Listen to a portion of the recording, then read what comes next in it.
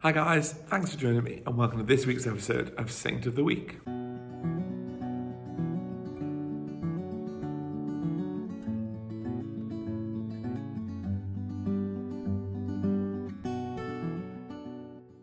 So this week's saint is a really important guy for us because he is the patron saint of Birmingham.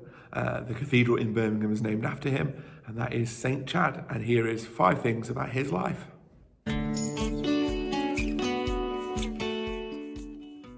Number 1, Saint Chad was born in the 600s. We're not sure when, but we do know that he was one of 4 brothers, possibly from like a noble or wealthy family, and that he was educated at Lindisfarne.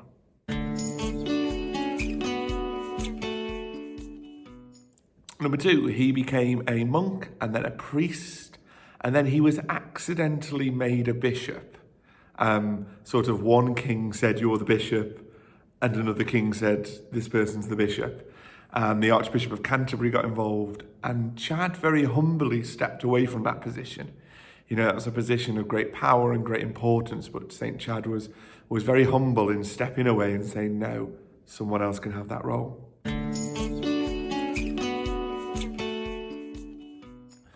Number 3, that humility had such an impact on the Archbishop of Canterbury that he made him the first bishop of Mercia, which is a sort of area around the middle of England, sort of the Midlands.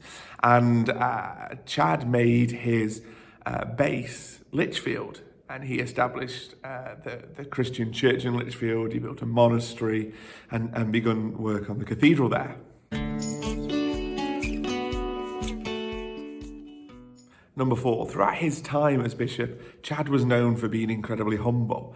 The legend goes that he refused to travel by horse, instead insisting on walking everywhere because he didn't want to be viewed as being above or more important than other people. And his humility and his passion for preaching the gospel are 2 of the things that he's really famous for.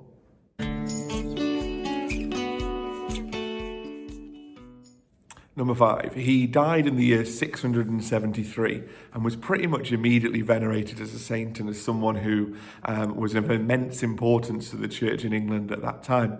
His relics are in Birmingham St. Chad's Cathedral, so if you are in Birmingham, if you're able to go to Birmingham, then that might be something that you wish to go and see.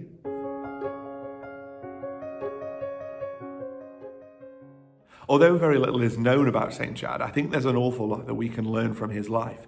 As you said, he was a passionate preacher, someone who was really empowered to go and tell people about Jesus and to grow the church. But I think more than that, and particularly as we're in Lent, his humility is something that is really striking. We think he came from a noble family, and he certainly had a very noble and important position within the church, but he didn't enjoy that power. He wanted to be seen as equal with everyone else. He wanted to work with the poor and to be seen not as someone who was over them, but who was someone who was there for them. And I think as we journey through Lent and we think about fasting and charity and prayer, being humble is a real thing that we need to focus on. So this week, spend some time thinking about how, like Chad, you can be humble.